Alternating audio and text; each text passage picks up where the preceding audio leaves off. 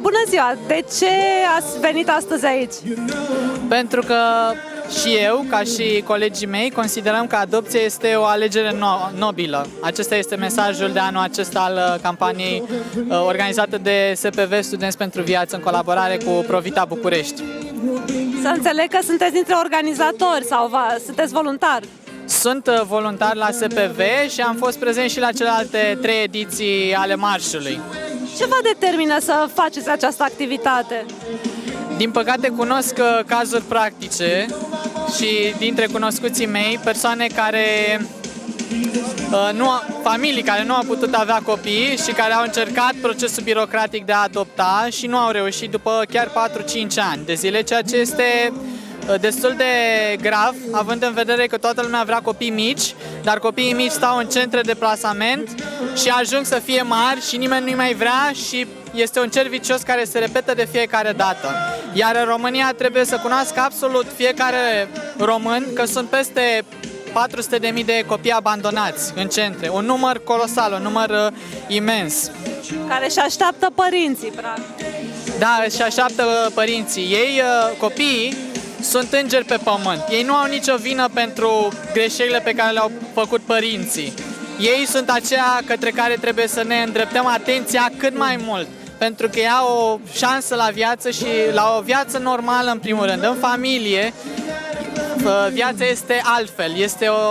Familia este sprijinul și suportul pentru copil care va deveni peste viitor un om important în societate, indiferent în ce domeniu. El trebuie să aibă sprijin. Dacă nu are sprijin, se închide în sine. Are loc o traumă. El crede că nu este vrut de lumea aceasta. De foarte multe ori copiii care trec de 18 ani și n-au ajuns să fie adoptați se găsesc în situația în care n-au loc unde să stea, n-au loc de muncă, nimeni nu îi vrea, care într-o depresie foarte, foarte profundă și este un lucru foarte rău că nu îi sprijinim. Cunoașteți cazuri? Cunosc cazuri și am încercat să-i ajut cum am putut. Alexandra Nadane, președinta Organizației Studenți pentru Viață, încearcă să sprijine această idee a suportului social pe care îl putem face cu toții. Eu poate cunosc pe cineva care ar putea să găsească un loc de muncă pentru un tânăr care nu are părinți, un tânăr provenit din centre de plasament și sunt destule centre de plasament din București care nu sunt vizitate mai deloc, doar de Paște și Crăciun cu câteva cadouri și în rest copiii sunt lăsați singuri acolo și nu au suportul.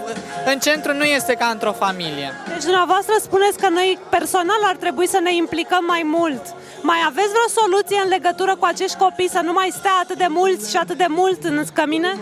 Da, rolul al doilea al acestui marș pentru viață și a acestei campanii este ca presa să publice aceste informații, ca mass media să se direcționeze pe această problemă socială, pentru că dacă mass media e acolo unde este marșul pentru viață, și statul va vedea acest lucru, iar cei care ne conduc, parlamentarii, ne vor reprezenta interesele. Parlamentul României trebuie să ne reprezinte, iar Parlamentul României trebuie să înțeleagă că adopția nu trebuie să fie o problemă de ordin secund pe agenda lor politică, ci trebuie să fie o prioritate. Noi în asta credem, în prioritizarea adopției, în conceperea unui proces mult mai rapid, care să nu lase copiii în centrele de deplasament, să-i ajute să-și găsească o familie. În prezent trebuie instanțele judecătorești să caute până la rudenia de gradul 4. Eu nu cunosc nici toți verișorii, adică gradul 3 nu mi-l cunosc. Asta ar însemna o muncă enormă de a căuta persoane în rândul rudelor până la al 4-lea grad să adopte persoana respectivă, când sunt mii și zeci de mii de copii,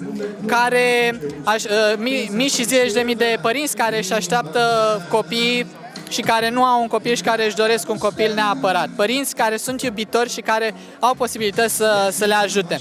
Am vorbit mai devreme cu niște părinți care după primul copil n-au mai reușit să aibă un al doilea copil și s-au gândit la adopție.